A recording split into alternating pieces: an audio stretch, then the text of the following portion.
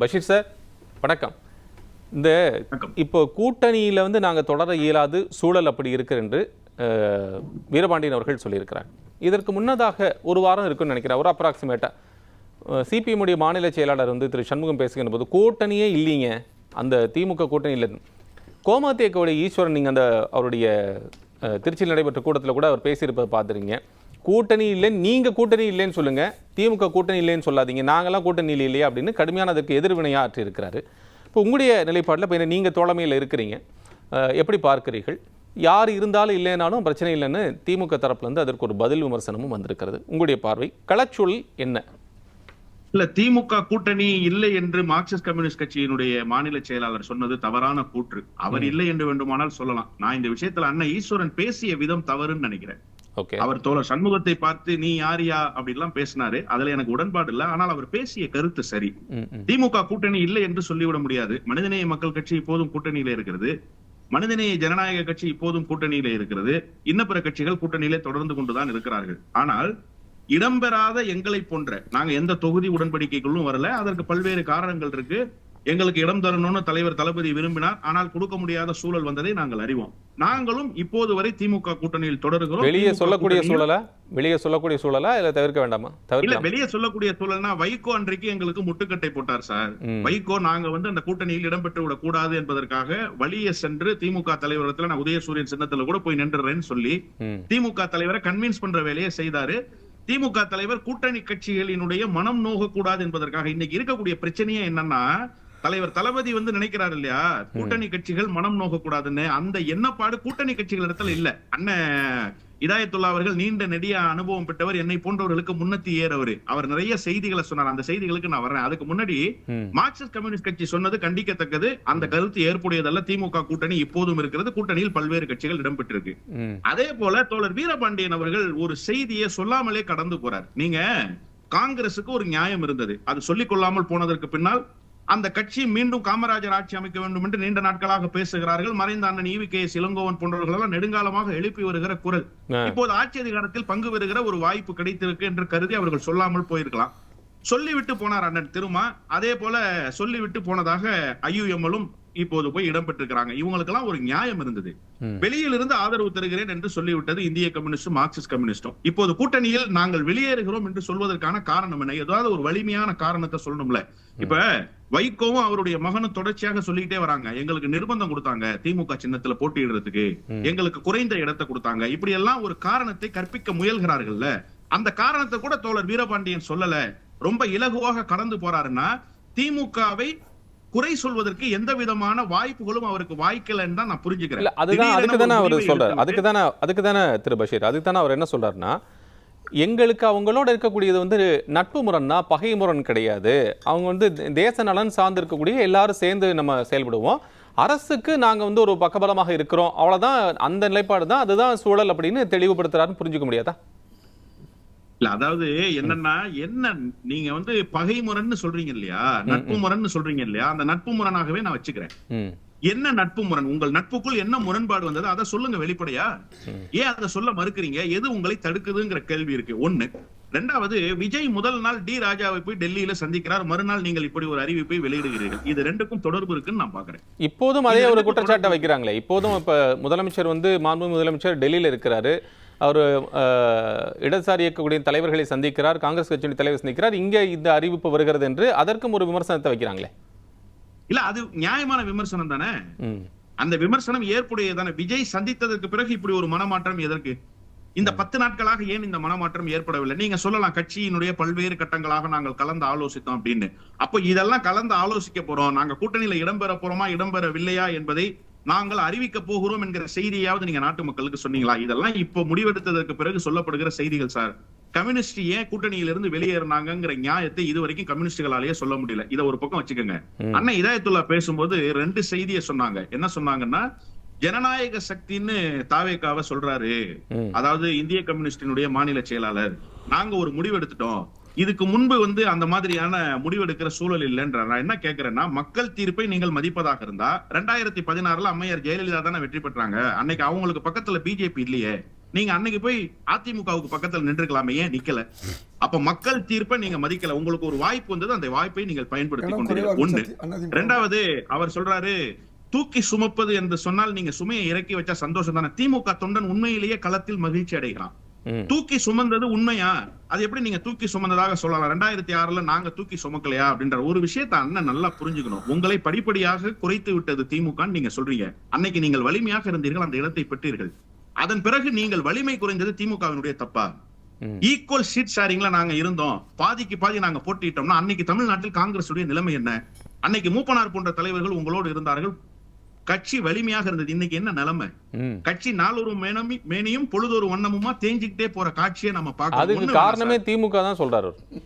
இல்ல சார், நீங்க உங்க கட்சி வளராததுக்கு இன்னொரு கட்சி எப்படி காரணம் சொல்ல முடியும்? எங்களை வந்து எண்ணிக்கையில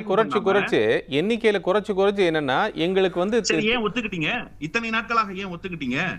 இன்னொன்னு, அண்ணன் வந்து ரொம்ப இலகுவா ஒரு செய்தியை வந்து கடந்து போறாரு. அதாவது திமுக காங்கிரசுக்காக களத்தில் பணியாற்றியதா அல்லது காங்கிரஸ் திமுகவுக்கு களத்தில்? நான் அப்கோர்ஸ் ஒரு விஷயத்தை ஒத்துக்கிறேன், அவங்களுக்கு ஒரு ஓட் பேங்க் இருக்கு, இல்லைன்னா நான் மறுக்க மாட்டேன். காங்கிரஸ் கட்சிக்கு ஒரு ஓட் பேங்க் இருக்கு, அது திமுகவுக்கு சதவிகித அடிப்படையில் பயன்பட்டு இருக்கலாமே தவிர காங்கிரஸ் கட்சி களத்துல நின்னுச்சா தேர்தல்ல? எஸ்ஐஆர்னு ஒன்னு இம்ப்ளிமெண்ட் ஆச்சு இல்ல, அந்த எஸ்ஐஆரினுடைய தாக்கம் தமிழ்நாட்டினுடைய வாக்காளர்களை தாக்கி விடாத அளவுக்கு பாதுகாப்பு அரணாக நின்று அந்த எஸ்ஐஆரில் இருந்து தமிழ்நாட்டு மக்களை காப்பாற்றினது திமுகவா காங்கிரஸா? காங்கிரஸுக்கு ஏதாவது ஒரு ரோல் இருக்கா? காங்கிரசுக்கு விழ வேண்டிய வாக்குகளை கூட காப்பாற்றி கொடுத்த பெருமை திமுகவுக்கு தானே சார் உண்டு.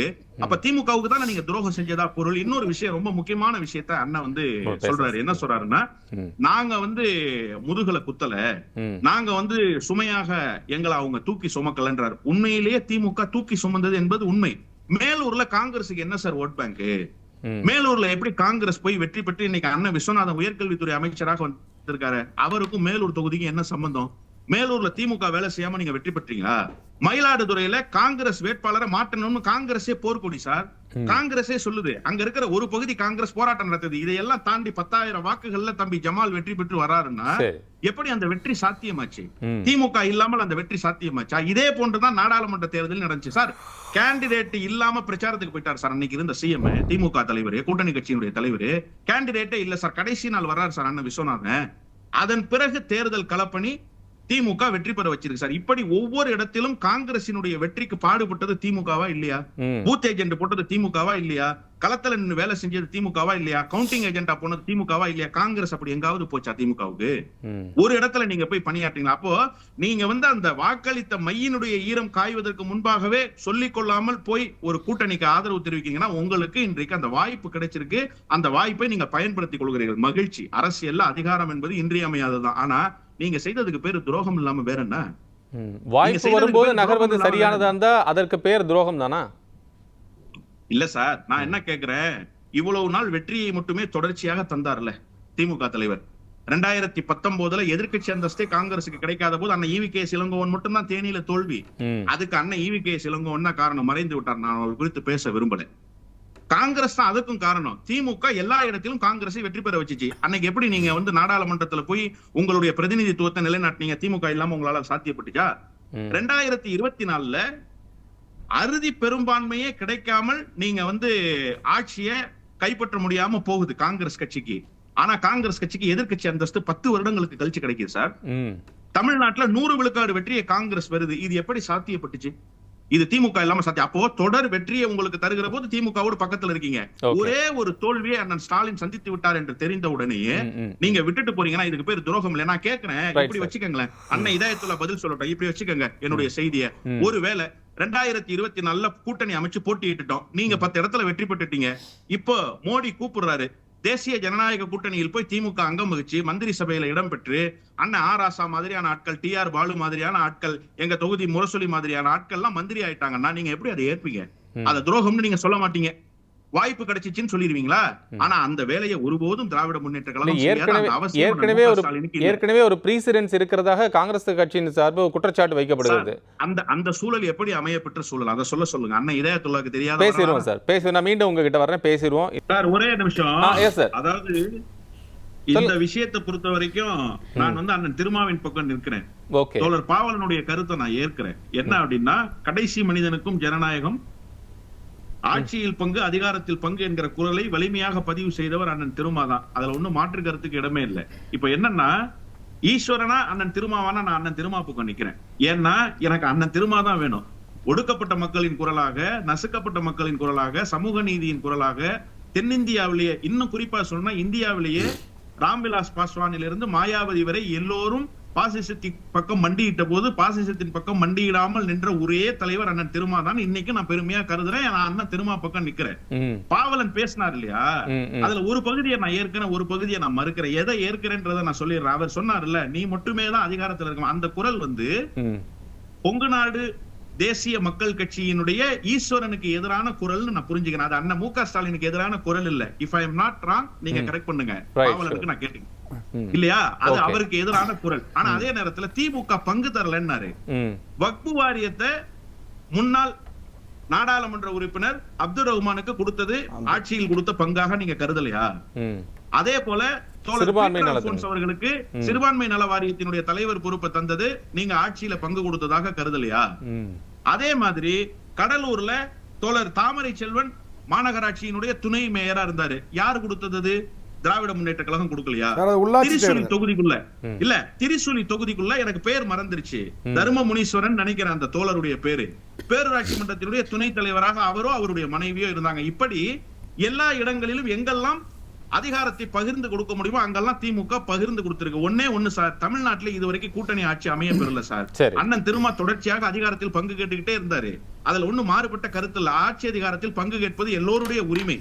கட்சி நடத்துறதே அதிகாரத்தை கைப்பற்றுவதற்காகத்தான். அதுல ஒண்ணு மாறுபட்ட கருத்து இல்ல. இப்போதுதான் அதற்கான சூழல் வந்திருக்கு. ஆனா விஜய் வந்து அதிகாரத்துக்கு வந்தது அறுதி பெரும்பான்மை இல்லாம போனதுனாலதான் பங்கு கொடுத்தாரே தவிர அறுதி பெரும்பான்மை பெற்றிருந்தா கண்டிப்பாக பங்கு கொடுத்திருக்க மாட்டார். இப்ப நம்ம அதை பத்தி பேசி பிரயோஜனம் இல்ல. ஆனா முன்னாடி அவர் அறிவிச்சாரு சார். முன்னாடி அவர் அறிவிச்சாரு இல்ல சார், அறிவிப்பெல்லாம் செஞ்சுட்டாரு அவரு. அறிவிப்பு எல்லாத்தையும் செஞ்சுட்டாரு. 2005 ஒரு மாதம் தானே சார் ஆகுது. ஆட்சிக்கு வந்து ஒரு மாதம் தானே ஆகுது. அதுதான் சார், இனிமே பாப்போம். ஆனா நீங்க வந்து அதுக்காக வந்து விஜய் கொடுத்துட்டாருன்னு சொல்றதுல நியாயம் இல்ல. நான் தோழர் பாவலன் கிட்ட உளப்பூர்வமாக ஒரே ஒரு கருத்தை நான் கேட்கிறேன். திமுக இதுவரை உங்களை மாற்றாந்தாய் மனப்பான்மையோடு நடத்திருச்சுன்னு நீங்க சொல்லுங்க. ஒண்ணு வேணாங்க, திண்டிவனத்துல இன்னைக்கு இருக்கக்கூடிய அமைச்சர் அண்ணன் வன்னியரசை ஆதரித்து நாங்க தான் கடைசி நாள் பிரச்சாரம் நானும் எங்கள் தலைவர் மல்லை சத்யாவும் செய்தோம். திராவிட முன்னேற்ற கழகத்தினுடைய இளைஞரணி 2000 பேரை வைத்து படை நடத்தி அந்த பிரச்சார ஊர்வலத்தை நடத்தினாங்க சார். அவ்வளவு கண்கொள்ளா காட்சியாக இருந்தது. எங்கு பார்த்தாலும் திராவிட முன்னேற்ற கழகத்தினுடைய வண்ணமணி கொடி. அந்த இளைஞரணியுடைய தம்பிமார்கள் அண்ணன் வன்னியரசை அழைத்து கொண்டு ரோடா அலைஞ்சான் சார் பிரச்சாரத்துல. அதை விட முன்னாள் துணை முதலமைச்சர் சொன்ன கருத்தோட நான் நிறைவு பெறேன். நான் எல்லாருக்கும் பேசுறதுக்கு வாய்ப்பு கொடுக்கணும் இல்லையா? முன்னாள் துணை முதலமைச்சர் இன்றைக்கு எதிர்க்கட்சி தலைவர் சொன்னாரு, நான் சேப்பாக்கம் திருவல்லிக்கேணியில வேட்பாளர், நான் தோத்தாலும் பரவாயில்ல, கேட்காம வன்னியரசுக்கு வந்து ஓட்டு கேட்கிறேன்னா என்ன அர்த்தம்னா, என்னுடைய வெற்றியை விட திண்டிவனத்தில் அண்ணன் வன்னியரசினுடைய வெற்றி முக்கியம்னு சொன்னாரு. இதெல்லாம் நீங்க எப்படி சார் புரிஞ்சுக்கிறீங்க? நீங்க அதிகாரத்துக்கு வந்தது எனக்கு ரொம்ப மகிழ்ச்சி. அண்ணன் வன்னியரசு அமைச்சரானது எனக்கு ரொம்ப மகிழ்ச்சி. நிச்சயமாக நீண்ட நாட்களாக ஒலித்து கொண்டிருந்த ஒரு குரல் இன்றைக்கு அதிகாரத்தில் போய் நிக்குதுங்கிறப்ப எனக்கு உண்மையிலேயே மகிழ்ச்சி. அதுல மாறுபட்ட கருத்துல. ஆனா திமுக உங்களுக்கு அதிகாரத்தை பகிர்ந்து கொடுக்கல, திமுக உங்களை சரியா நடத்தல, திமுக உங்களுக்கு உரிய அங்கீகாரத்தை கொடுக்கலன்றத நீங்க உளப்பூர்வமாக சொல்லுங்க. உண்மையிலேயே உங்கள் கருத்து அதுதான், அதற்கு நான் பதில் சொல்றேன்.